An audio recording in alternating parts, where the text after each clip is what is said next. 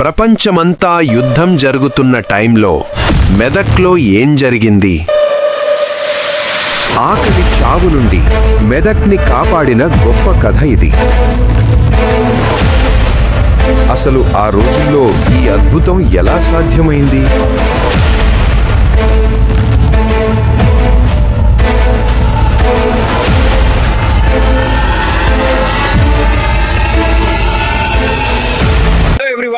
నేను మీ ధనరాజ్. నా previous video Medak కోట రహస్యాలు. ఈ వీడియోకి మీరిచ్చిన సపోర్ట్ చాలా పెద్దది. అందుకు ముందుగా వీకు నా హృదయపూర్వక ధన్యవాదాలు. చాలా మంది ఏమనుకుంటారు, ఇది బ్రిటిష్ వాళ్ళు వాళ్ళ పవర్ చూపించుకోవడానికి కట్టారు లేదా క్రిస్టియానిటీని స్ప్రెడ్ చేయడానికి కట్టారు అని. కానీ నేను చేసిన రీసెర్చ్లో నాకు ఒక షాకింగ్ నిజం తెలిసింది.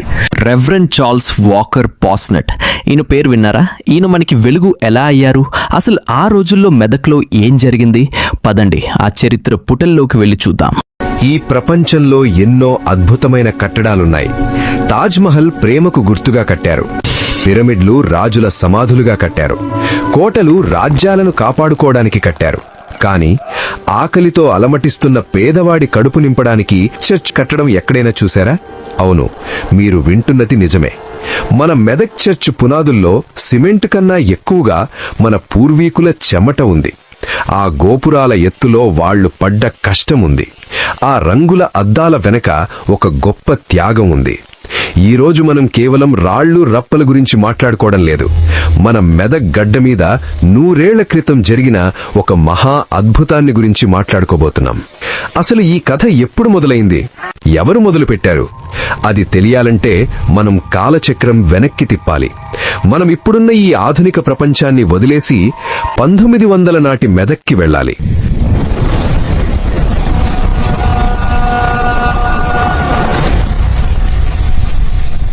అప్పట్లో మెదక్ అంటే ఇప్పుడు మీరు చూస్తున్నట్లుగా బిల్డింగులు, రోడ్లు, బస్సులు ఉండేవి కావు. ఎటు చూసినా దట్టమైన అడవులు, ఎత్తైన గుట్టలు, చిన్న చిన్న మట్టి ఇళ్లు.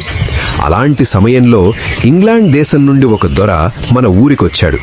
ఆయన పేరు రెవరెండ్ చార్ల్స్ వాకర్ పోస్నెట్. ఆయన వచ్చి రాగానే దర్జాగా బంగ్లాలో కూర్చోలేదు. గుర్రం మీద మెదక్ చుట్టుపక్కల ఉన్న ప్రతి గ్రామానికి వెళ్లాడు. ప్రజల కష్టాలను దగ్గరుండి చూశాడు. జనాలకు చదువు లేదు, ఆరోగ్యం బాగోలేకపోతే మందుబిళ్ల ఇచ్చేవాడు లేడు. అలాంటి పరిస్థితిని చూసి ఆయన మనసు చలించిపోయింది. ఎలాగైనా సరే ఈ ప్రజలకు సేవ చెయ్యాలని నిర్ణయించుకున్నాడు. స్కూళ్లు కట్టించాడు, హాస్పిటల్స్ కట్టించాడు.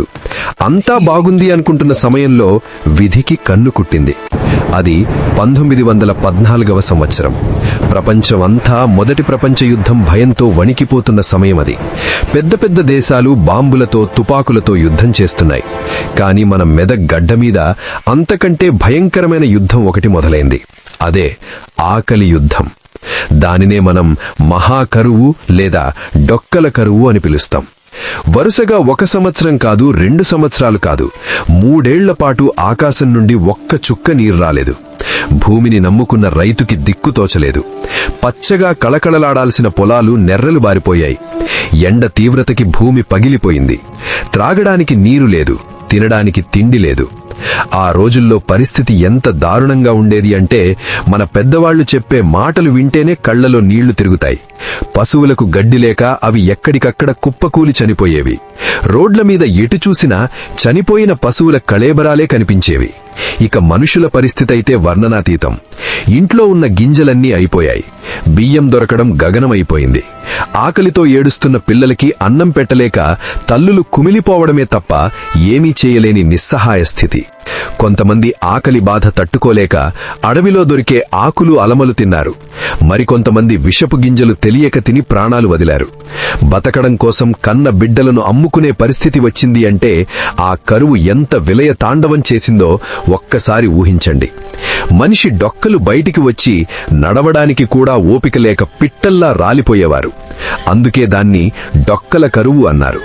ఇలాంటి హృదయ విదారకమైన దృశ్యాలను చూసి రెవరెండ్ పోస్నెట్ గారి గుండె తరుక్కుపోయింది.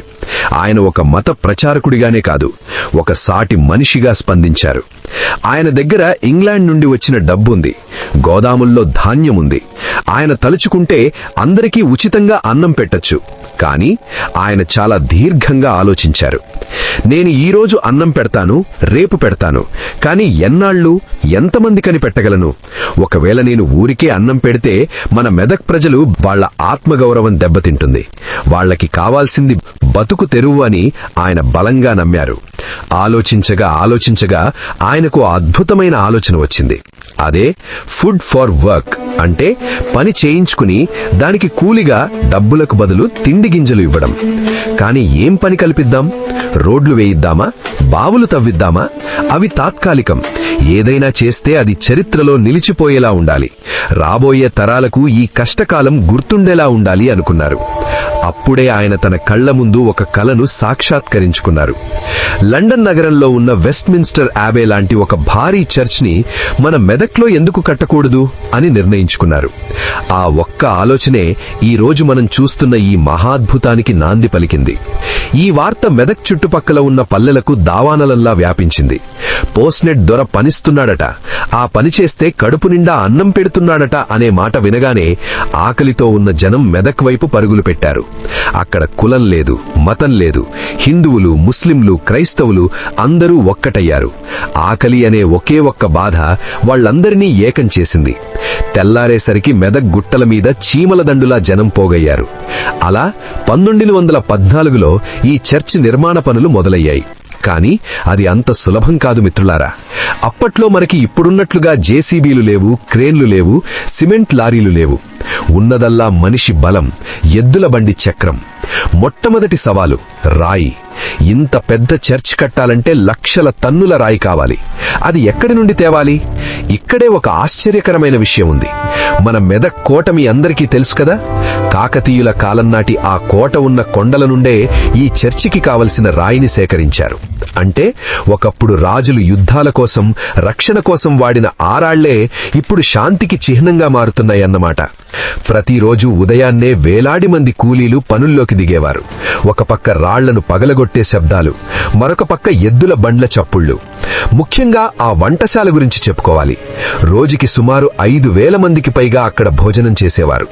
అక్కడ వంట చేయడానికి వాడిన పాత్రలు ఎంత పెద్దవి అంటే ఒక మనిషి నిలబడి ఉన్నా కూడా లోపల మునిగిపోయేంత పెద్ద గంజి పాత్రలుండేవి. ఉదయం రాగి సంకటి, మధ్యాహ్నం అన్నం, సాయంత్రం జొన్న రొట్టెలు.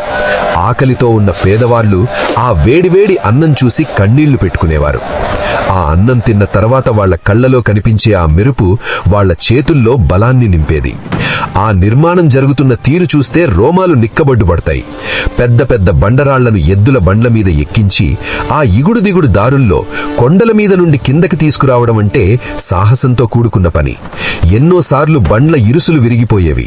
రాళ్లు జారిపడి కాళ్లు చేతులు విరిగిన సందర్భాలున్నాయి. అయినా సరే ఎవ్వరూ వెనకడుగు వేయలేదు. ఎందుకంటే వాళ్లకి తెలుసు, తాము మోస్తుంది బండరాళ్లను కాదు, తమ పిల్లల భవిష్యత్తును అని. స్త్రీలు కూడా మగవాళ్లతో సమానంగా పనిచేశారు. తమ పసిపిల్లలను చెట్ల కొమ్మలకు చీరలతో ఉయ్యాల కట్టి వాళ్లు నిద్రపోతుంటే వీళ్లు మండుటెండలో రాళ్లు మోసేవారు. ఆ తల్లుల కష్టాన్ని, ఆ త్యాగాన్ని చూసేనేమో ఈ చర్చి గోడలు అంత బలంగా నిలబడ్డాయి. ఈ చర్చ్ డిజైన్ గురించి మాట్లాడితే ఇది గోతిక్ రివైవల్ స్టైల్లో కట్టబడింది. దీని పొడవు 200 అడుగులు, వెడల్పు 100 అడుగులు. ఇక దీని గోపురం ఎత్తు ఏకంగా 175 అడుగులు, అంటే సుమారు 17 అంతస్తుల భవనం అంత ఎత్తు అన్నమాట. అప్పట్లో ఇంత ఎత్తుకు రాళ్లను ఎలా తీసుకెళ్లారో తెలుసా? పెద్ద పెద్ద మట్టి దిబ్బలు పోసి వాటి మీద నుండి ఏనుగులతో, ఎద్దులతో రాళ్లను పైకి లాగించారు. ఆ రోజుల్లో మన దగ్గర ఉన్న మేస్త్రీల నైపుణ్యం అలాంటిది. వాళ్ళకి ఇంజనీరింగ్ డిగ్రీలు లేకపోవచ్చు, కానీ వాళ్ల అనుభవమే పెద్ద డిగ్రీ. ఇక చర్చ్ లోపల అడుగు పెడితే మనల్ని మైమరిపించేది ఆ ఫ్లోరింగ్. ఆ రంగురంగుల టైల్స్ ను చూడండి. అవి మామూలు టైల్స్ కాదు. వాటిని ఇంగ్లాండ్లోని ప్రసిద్ధమైన పాటరీస్ నుంచి ప్రత్యేకంగా ఓడల మీద తెప్పించారు.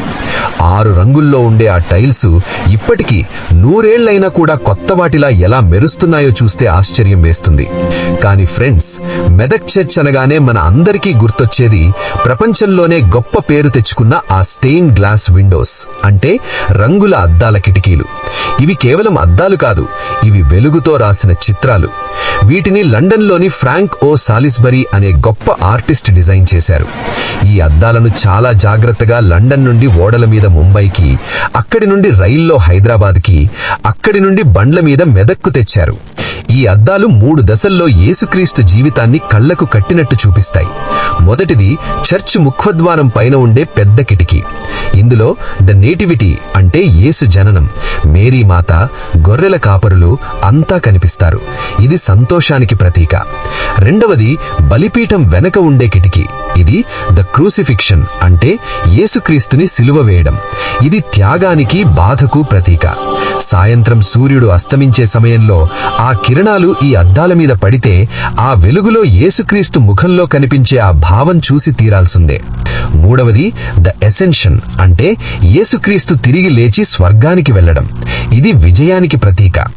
ఈ అద్దాల ప్రత్యేకత ఏంటంటే బయట ఎంత ఎండ ఉన్నా లోపల మాత్రం చల్లని వెలుగుని ఇస్తాయి.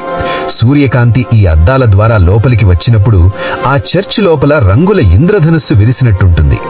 ఆ వెలుగును చూస్తే మనసులో ఉన్న భారమంతా దిగిపోయి ఒక తెలియని ప్రశాంతత కలుగుతుంది. బహుశా ఆ వెలుగులోనే పోస్నెట్ గారి ఆశయం, మన పూర్వీకుల ఆశీర్వాదం ఉందేమో.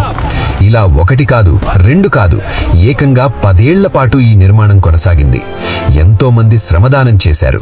ఎంతో మంది తమ జీవితాన్ని దీనికి అంకితం చేశారు. చివరికి 1924 డిసెంబర్ 25న అంటే క్రిస్మస్ రోజున ఈ చర్చిని ప్రారంభించారు. ఆ రోజు మెదక్ చరిత్రలో ఒక పండగ రోజు. చుట్టుపక్కల గ్రామాల నుంచి వేలాది మంది జనం వచ్చారు. ఇది మా చర్చ్, మా తాతలు కట్టిన చర్చ్, మా ఆకలి తీర్చిన చర్చ్ అని ప్రజలు దీన్ని గుండెలకు హత్తుకున్నారు. పోస్నెట్ గారు ఆ రోజు కన్నీళ్లతో దేవుడికి కృతజ్ఞతలు చెప్పుకున్నారు. ఈ చర్చ్ దేవుడి మహిమకు మాత్రమే కాదు, మానవత్వానికి కూడా సాక్ష్యం అని ఆయన అన్నారు. ఈ రోజు మనం మెదక్ చర్చ్ని చూసినప్పుడు మనకు ఆకాశాన్ని తాకే గోపురాలు కనిపిస్తాయి, అందమైన అద్దాలు కనిపిస్తాయి. కానీ నాకు మాత్రం ఆ రాళ్ల మధ్యలో దాగి ఉన్న మన తాత ముత్తాతల చెమట చుక్కలు కనిపిస్తాయి. ఆకలితో అలమటిస్తూ కూడా అంత బరువును మోసిన ఆ పేదవాళ్ల ఆత్మస్థైర్యం కనిపిస్తుంది. ఎక్కడో ఇంగ్లాండులో పుట్టి మన మెదక్ ప్రజల కోసం తన జీవితాన్ని ధారపోసిన రెవరెండ్ పోస్నెట్ గారి గొప్ప మనసు కనిపిస్తుంది. అందుకే అంటాను, ఇది కేవలం రాళ్లతో కట్టిన కట్టడం కాదు, ఇది ప్రేమతో, త్యాగంతో, కృతజ్ఞతతో కట్టిన దేవాలయమని. ఫ్రెండ్స్, చరిత్ర అంటే రాజులు, రాజ్యాలు మాత్రమే కాదు. చరిత్ర అంటే సామాన్యుడు సాధించిన విజయం కూడా. మెదక్ చర్చ్ మనందరికీ ఒక పాఠం నేర్పిస్తుంది. కష్టాలు వచ్చినప్పుడు కుంగిపోకూడదు అని, తోటి మనిషికి ఆపద వచ్చినప్పుడు ఆదుకోవడమే నిజమైన దైవ భక్తి అని ఈ చర్చ్ చాటి చెప్తుంది. ఒక కరువు నుండి ఇంత గొప్ప అద్భుతం పుట్టిందంటే అది మానవ సంకల్పానికి నిదర్శనం. కాబట్టి నెక్స్ట్ టైం మీరు మెదక్ చర్చికి వెళ్ళినప్పుడు అక్కడ సెల్ఫీలు దిగి వచ్చేయకండి. 1 నిమిషం ఆగి ఆ గోడల్ని తాకి చూడండి, ఆ అద్దాల వైపు చూడండి, మన పూర్వీకుల కష్టాన్ని తలుచుకోండి. ఎందుకంటే వాళ్ళు వేసిన పునాది మీదే ఈ రోజు మనం నిలబడి ఉన్నాం.